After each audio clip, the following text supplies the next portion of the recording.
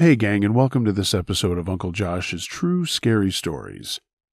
Stick around at the end of the episode. I'm sharing a new song by my friend Ryan Wilson. He's in a band called Dicerus, and I've shared their videos on the podcast before. But this is something that's brand new from him, and the moment I heard it, I said, man, I need that for my outro, and I'm going to figure out if I can actually get it into the intro as well.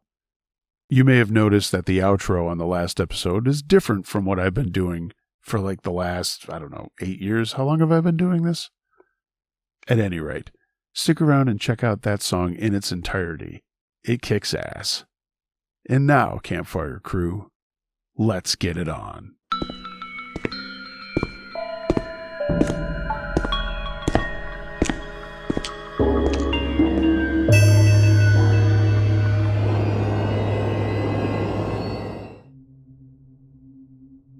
Haunted Places by Sleepy Lee GM.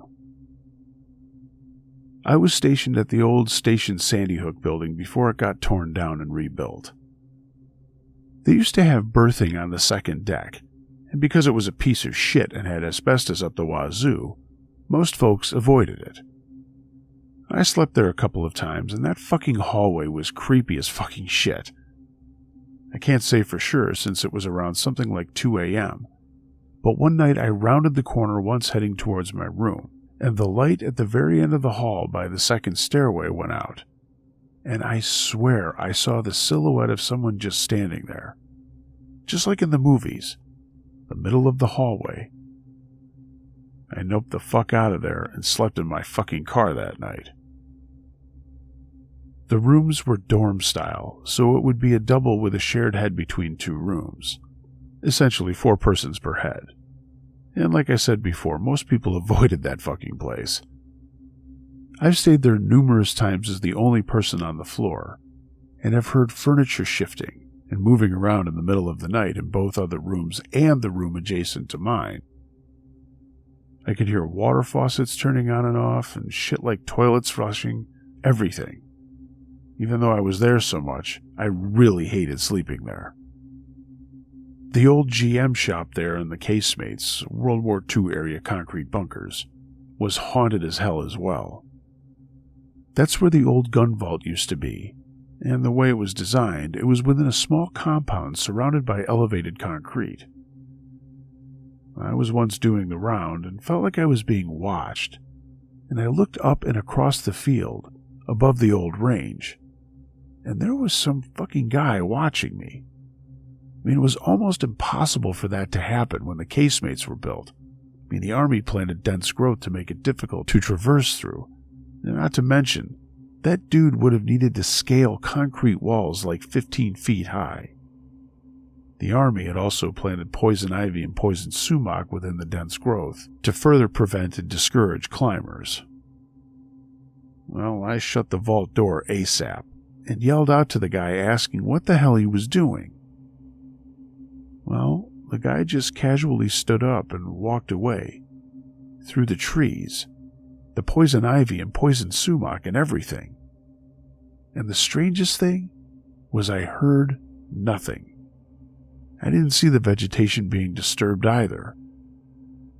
Because the casemates blocked reception, I had no cell service, and I ended up sprinting out and around trying to get a visual of this guy, while frantically calling the GM1 and OOD, EOD, but there was nothing we could really do since we couldn't scale those fucking walls to check. I had those guys stay there while I completed the round, and hoped I would not have to pull that shift again before I left.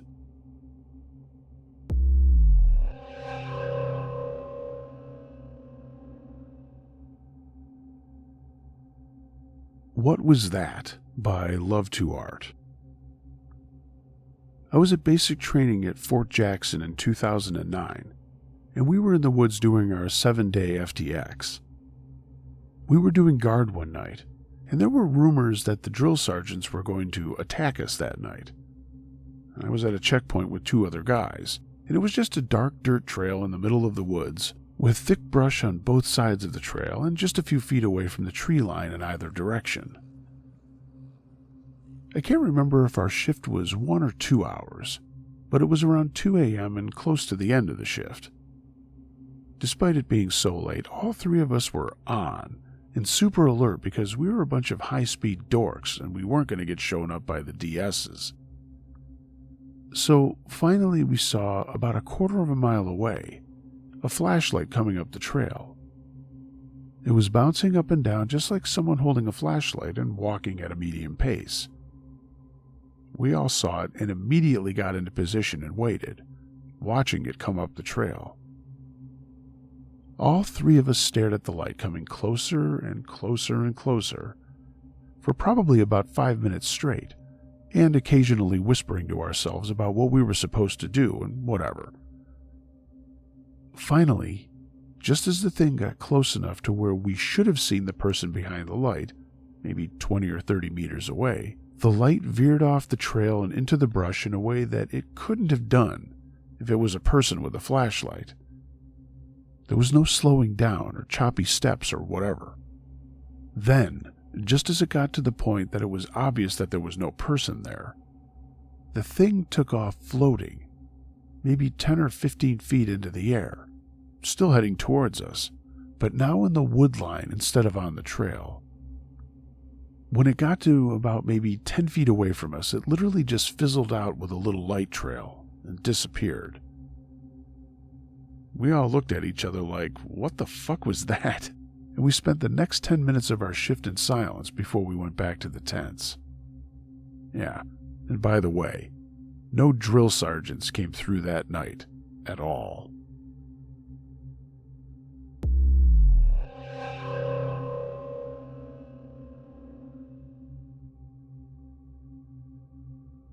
Something on the Plain by Sassy Owl. I was stationed in Little Rock in the mid-90s.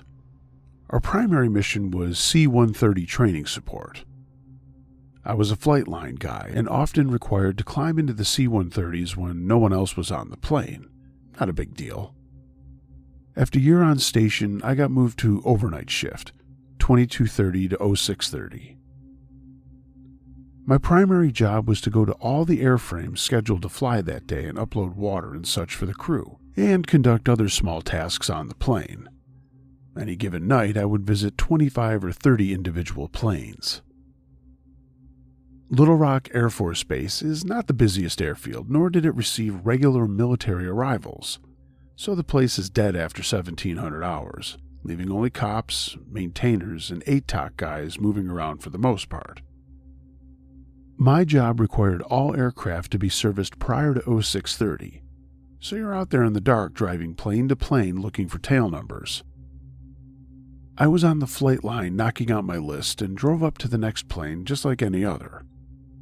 I parked in front of it and just felt creeped out. The planes, nearly 100 of them, were parked in a grid pattern, and some could be really far from the active area of the flight line. This particular plane was a couple hundred yards from the road, so once I turned my truck off, it was dark and silent, and I was surrounded by these giant black forms looming all around me. I sat in the truck for a few moments and looked around from the seat before I came to my senses and realized I was just in my own head. I got out and opened the tailgate, but then again I felt this horrible chill, and the breeze picked up. It was fall, but now I was cold, and that creeped out feeling returned. I finally went up the stairs, entering this unpowered plane with just my little mag light to see. I was counting the tie-downs on the plane near the middle of the cargo area, and I heard the distinct sound of someone else stepping on the stairs on the aircraft to enter it. That sound had two parts: the sound of the boots stepping down on the stairs, and then the sound of stairs touching down on the concrete. I spun around and dropped my light and tried to get quiet. The next two footsteps that would carry the visitor into the plane never came, and I stood frozen for a few minutes before just laughing it off. I grabbed my light and turned back to the tie-down, and just as I resumed, I clearly heard a male voice directly behind me ask, "Got a pen?" I spun around again. I'm pretty sure I screamed. It scared the shit out of me.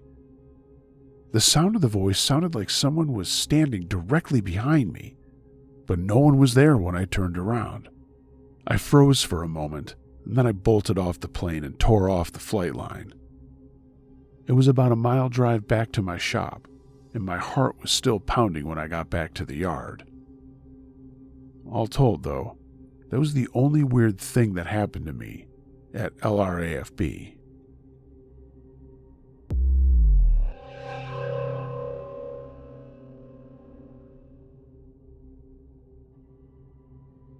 Humans Are Worse Than the Paranormal by MK15. I was on watch, unqualified, on a bridge with an OOD who didn't understand the radar. For those of you who don't know, the radar settings on a vessel need to be updated continuously with changing weather conditions.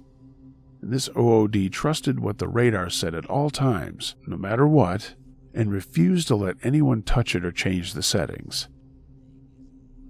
We started the watch during a training exercise with some South American navies. Clear skies, great visibility. But suddenly clouds rolled in and the sun went away. Okay, that was fine. The radar was still giving us a good picture. Cue a massive rainstorm. I couldn't even see the bow of our ship. Safety course is 090. All ships went to 090. The problem was, the radar hadn't been returned for the rain, so the picture we were getting was now bullshit. I tried getting the radar back up to speed, but couldn't figure it out in a timely manner. I mean, I was the unqualified watchstander after all. Everyone froze as the ships were turning to 90, but they were still on 075. The captain was on the bridge and ordered that we come left for a ship that appeared to be going in front of us at a course of 075. I asked the captain to reconsider as it was a decision made with faulty radar information, and he said no, come to 000.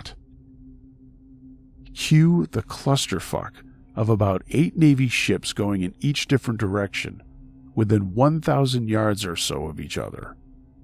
We nearly had a few close calls. One ship passed astern of us with maybe 50 yards of clearance. I was pissed about that watch, visibly shaking afterwards from the thought that I was serving with imbeciles who didn't care to understand the radar, while also relying on it to make shit decisions. Hey guys, that's how you get Fitzgeralds and McCains. Thankfully, nothing happened in that very, very scary and very bad situation.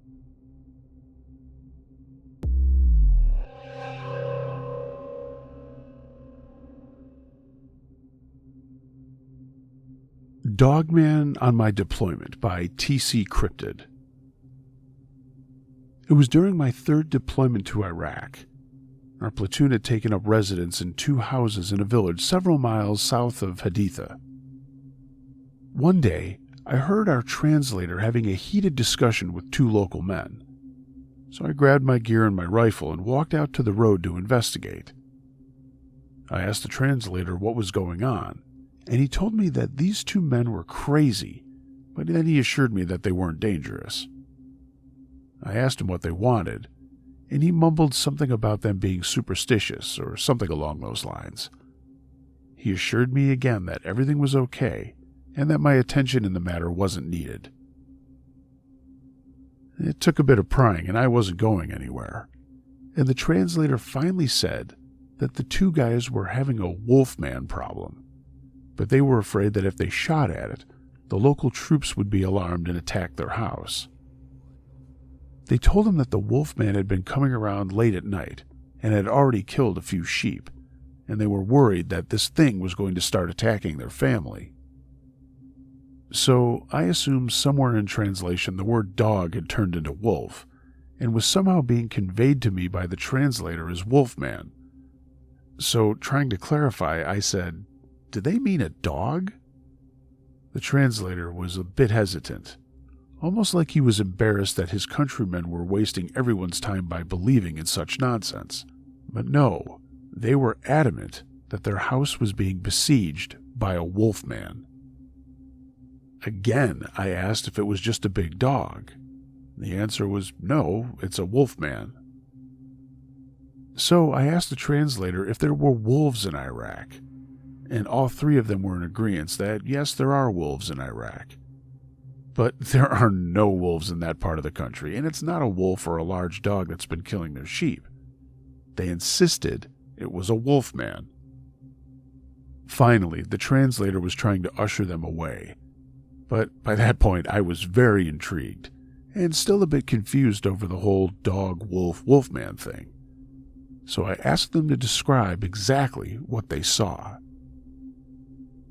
They told me that every few nights this thing came around. They first saw it on 4 legs as it skulked around their small compound, but then it stood up like a man and walked on 2 legs. They said it growled and it had lunged at the men, but in their retreat, it had decided to turn its attention to their sheep. They also mentioned that their own dogs refused to help protect humans or sheep, and this thing just did its thing. They told me that the creature had killed a few of their sheep, and that they'd even found one of the bodies ripped apart with portions of it eaten away. They'd been hesitant to shoot at it for fear of troop involvement, and the translator said that he had heard of such a creature, and even though that type of story had been spread throughout the area by various people, it was no more than superstitions and delusions. He assured me that there was no such thing as a wolfman. I told the 2 men that they should feel free to protect themselves and their livestock, and with my interest piqued, I got the men to agree to allow us to stop by from time to time and set up an observation post while we were out on patrol. A couple of nights later, I joined a night patrol and we headed towards the house. We were greeted by one of the men and he gave us entry to the compound. We went up onto the roof and set out sentries to overlook a nearby bridge, and about an hour later the homeowner came up with a panicked look on his face. He was talking really fast, excitement and concern in his voice and body language. He wanted me to come with him, so I told 2 others, "Come with me," and we all followed the man. He led us to the other side of the house, and we exited onto an enclosed courtyard where the sheep were being kept. The sheep were making plenty of noise, and the man was pointing to a dark corner of the yard. I strained my eyes to see what he was pointing at. And finally, I saw it. A large wolf/dog just standing in the corner. I asked the other 2 guys with me if they saw it too, and they both agreed that it was a wolf or a dog.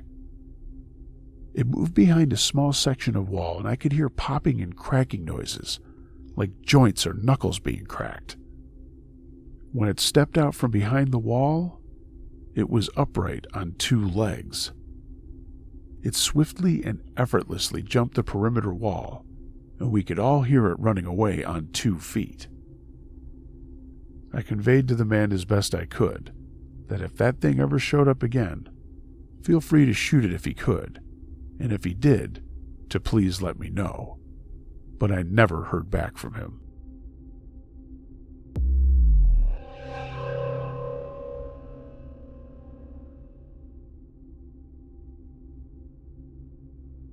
Sexton Hall by Anonymous. The only time in my entire life I ever believed in anything like ghosts was at boot camp, although I could blame it on the lack of sleep. But in this instance, I had a witness. As a side note, not pertaining to the story, I arrived at boot camp on October 31st of 2006. We were later in training, and that's when we had to do watch at Sexton Hall, and I drew one of those watches in the middle of the night that sucks. So, me and another guy walked over to Sexton Hall with our flashlights. We were in training between Thanksgiving and Christmas, and at that time they had no classes from the week before Thanksgiving to the week after Christmas. And this is the first scary part of my story. Reverting would have sucked. We only had 32 people in my company, and the CCs really did everything not to revert people because it was like a 5-week revert. Anyway, so no one was at Sexton Hall is my point. We walked the halls and went to the second floor and shone our lights into the bunk room, and there was obviously nothing or no one there. But that's when we heard laughing in the other bunk room and walked into the doorway and flashed our lights into it. 2 kids in pajamas, like 1950s PJs, ran through the light crossing what would have been the CC aisle. Both of us saw it. We called out, "Hello?" but there was no response, and we heard the laughing a little farther away, so we flicked on the lights, and there was nothing there. We walked around everywhere and never saw a thing. So we turned the lights out and walked back down the stairs and heard the laughing again. We'd had enough, but we thought it was a prank or a test, but we put everything in our log. The CCs called us out the next day, but no one said anything else about it until in week 8, when we were informed that we were not the first to report those 2 kids. Yeah, that's something I'll never forget.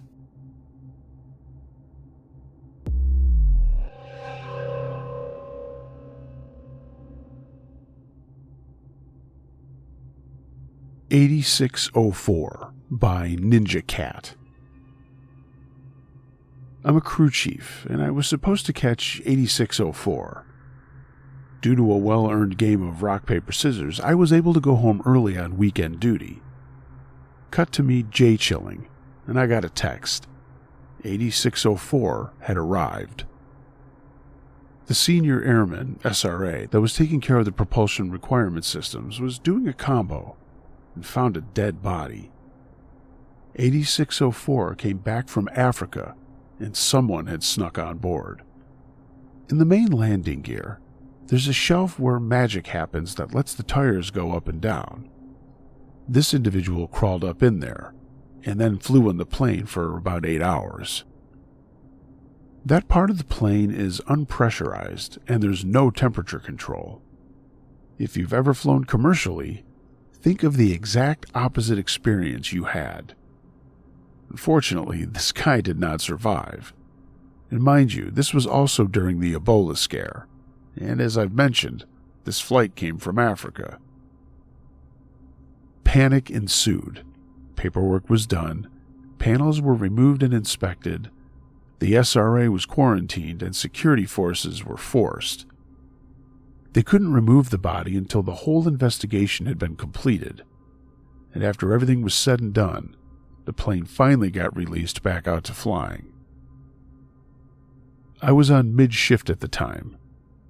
Going on that plane at 0300 just to do fire extinguisher checks was creepy as fuck. Or something simple as checking if the ramp had enough oil cans before it embarked on its next adventure. There was always this weird, creepy feeling, noises that there was something just behind you. One time, I was by myself, and I swear that something dropped an object up on the flight deck, but I knew no one was there. There was a staff sergeant that got a blessed rosary from a church that he went to, and he hung it on the 244-245 station. Quality assurance made him remove it because of a foreign object debris complaint from a technical sergeant. The SRA got a permanent change of station to Yokota, and ultimately there, decided to end his life prematurely.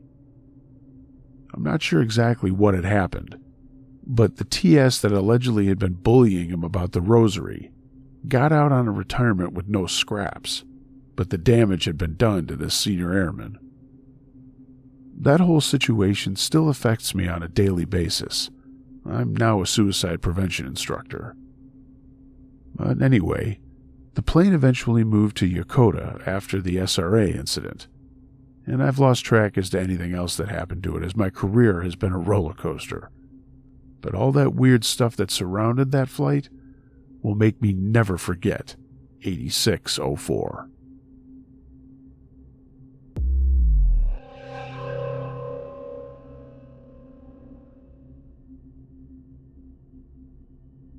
Shadow Person on Board by Cicada's Wing.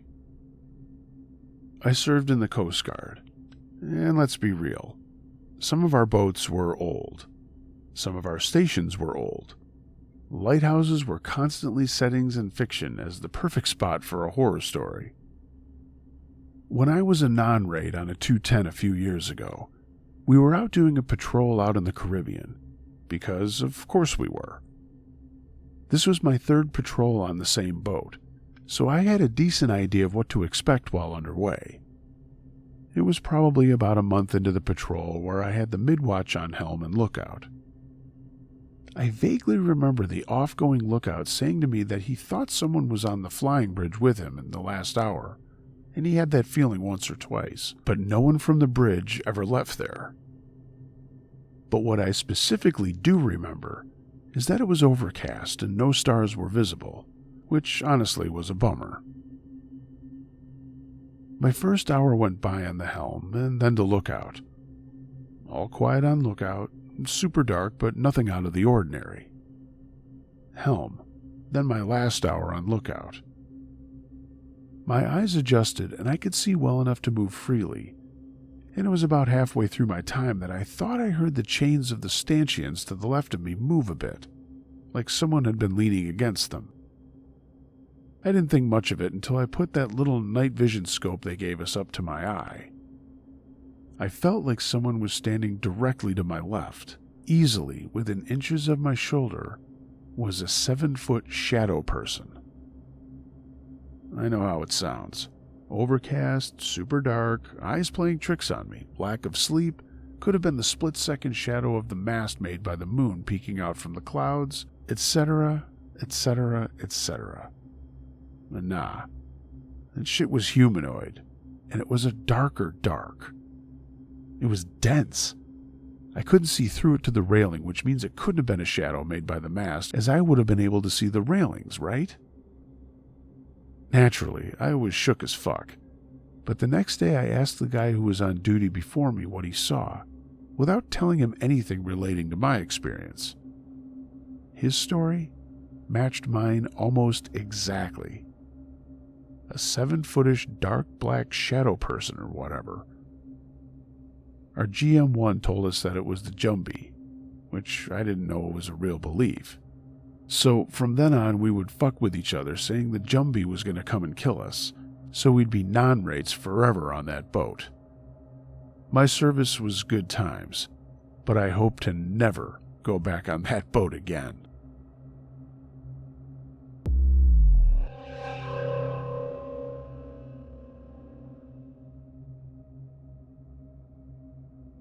Army Ghost Story by Carver Boy.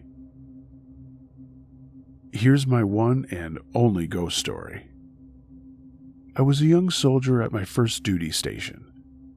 We had been moved from Turner Barracks in West Berlin to Andrews Barracks across town while they remodeled Turner. It was summer in Berlin on a Sunday night. I was sitting in the barred window of a basement laundry just up the street from the barracks. Pretty much all ground-level windows were barred on Andrews, so at the time I thought nothing of it. The laundry was near the end of a low corridor with overhead plumbing that you had to hit a timer switch to light. In the laundry, aside from washers and dryers, there were only 2 items of note: a Kiss pinball machine and an old jukebox. As I sat in the window reading a book, I had the place to myself. It was late, and Sunday night was my go-to night for laundry for that very reason. But suddenly, I heard a noise. A metal click and a whirl. It was coming from the jukebox. Since I was the only one there, my first thought was, I'm being pranked. So I hopped off the windowsill and darted to the hall, slapping the light timer. The hall was empty. I glanced down at my Timex as the needle dropped onto a record. It was midnight on the dot, and music began to blare from the jukebox. I broke out into a cold sweat suddenly, and I felt it trickle down my back. Living easy. I sprang into action, wrenching the dryer open and slamming damp BDUs into my laundry bag when I heard that. Love and free. I wanted so badly to be anywhere else. Season ticket on a one-way ride. I knew damn well where that song was leading, and I had no intention of being in the laundry room when the chorus hit. Yeah, if you haven't figured it out, Highway to Hell by AC/DC. I beat a hasty retreat back to the barracks and had a fitful night of sleep. The next day, I said nothing to anyone until after final formation. I saw an older SSG on CQ. He was drinking coffee that was most likely spiked with Baileys, and he was on his second 3-year hitch in Berlin, and not in my platoon. In short, he was the perfect person to ask about any ghostly events. So I walked over to him and opened with, "Have you ever heard of anything happening here at Andrews, Staff Sergeant?" He immediately broke into a grin. "Well, for starters, talk to anyone over in HQ barracks and they'll tell you about the late-night phantoms marching in the halls." He proceeded to tell me about people whipping doors open late at night to tell whoever was doing the D&C in the hall to cut it out, only to find an empty hall with only one central stairwell. So, encouraged by the fact that maybe my story wasn't so ridiculous, I broached the topic of the laundry. "Ever hear anything in particular about the basement laundry?" I asked. He looked at me and said, "As a matter of fact, yes." I could tell by the way he rocked back in his chair and grinned at me that I was not going to be reassured by what he was going to say next. He went on. The laundry was a cell where Hitler tortured his political rivals to death on the night of the Long Knives. I blinked a couple of times, then thanked him for the history lesson, and right then and there decided that late-night laundry was no longer going to be an option for me.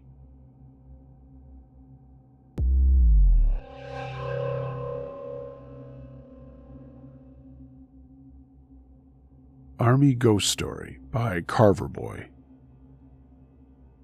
Here's my one and only ghost story. I was a young soldier at my first duty station. We had been moved from Turner Barracks in West Berlin to Andrews Barracks across town while they remodeled Turner. It was summer in Berlin on a Sunday night. I was sitting in the barred window of a basement laundry just up the street from the barracks. Pretty much all ground-level windows were barred on Andrews, so at the time I thought nothing of it. The laundry was near the end of a low corridor with overhead plumbing that you had to hit a timer switch to light. In the laundry, aside from washers and dryers, there were only 2 items of note: a Kiss pinball machine and an old jukebox. As I sat in the window reading a book, I had the place to myself. It was late, and Sunday night was my go-to night for laundry for that very reason. But suddenly, I heard a noise. A metal click and a whirl. It was coming from the jukebox. Since I was the only one there, my first thought was, I'm being pranked. So I hopped off the windowsill and darted to the hall, slapping the light timer. The hall was empty. I glanced down at my Timex as the needle dropped onto a record. It was midnight on the dot, and music began to blare from the jukebox. I broke out into a cold sweat suddenly, and I felt it trickle down my back. "Living easy." I sprang into action, wrenching the dryer open and slamming damp BDUs into my laundry bag when I heard that. "Love and free." I wanted so badly to be anywhere else. "Season ticket on a one-way ride." I knew damn well where that song was leading, and I had no intention of being in the laundry room when the chorus hit. Yeah, if you haven't figured it out, Highway to Hell by AC/DC. I beat a hasty retreat back to the barracks and had a fitful night of sleep.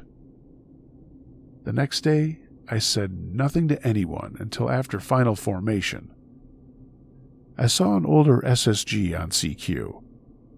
He was drinking coffee that was most likely spiked with Bailey's, and he was on his second 3-year hitch in Berlin, and not in my platoon. In short, he was the perfect person to ask about any ghostly events. So I walked over to him and opened with, "Have you ever heard of anything happening here at Andrews, Staff Sergeant?" He immediately broke into a grin. "Well, for starters, talk to anyone over in HQ barracks and they'll tell you about the late-night phantoms marching in the halls." He proceeded to tell me about people whipping doors open late at night to tell whoever was doing the D&C in the hall to cut it out, only to find an empty hall with only one central stairwell. So, encouraged by the fact that maybe my story wasn't so ridiculous, I broached the topic of the laundry. "Ever hear anything in particular about the basement laundry?" I asked. He looked at me and said, "As a matter of fact, yes." I could tell by the way he rocked back in his chair and grinned at me that I was not going to be reassured by what he was going to say next. He went on. "The laundry was a cell where Hitler tortured his political rivals to death on the night of the Long Knives." I blinked a couple of times, then thanked him for the history lesson, and right then and there decided that late-night laundry was no longer going to be an option for me.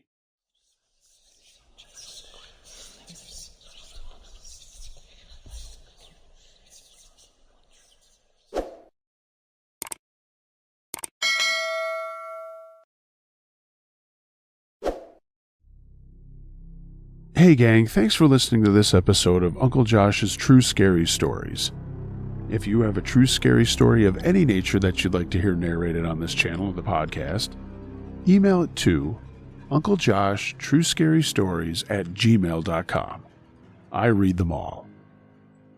If you've got a second and you like what you've heard, please give this video a thumbs up and leave a comment in the section below. I'd love to know what you thought of the stories. If you're not subscribed, hey, why not? And maybe even tell some of your friends. I'd appreciate it. Follow me on social media, and if you'd like to take your support of the channel a step further, find a link to my Patreon page in the description, and maybe even consider purchasing some Uncle Josh and Campfire Crew merchandise. A link to my TeePublic storefront is down there as well. Everybody, stick around for Ryan Wilson and a new tune called Black Current. I freaking love this one. Everyone, be excellent to each other. And until next time, be wary of things that go bump in the night. It could be anything. A ghost, a monster, or the guy next door.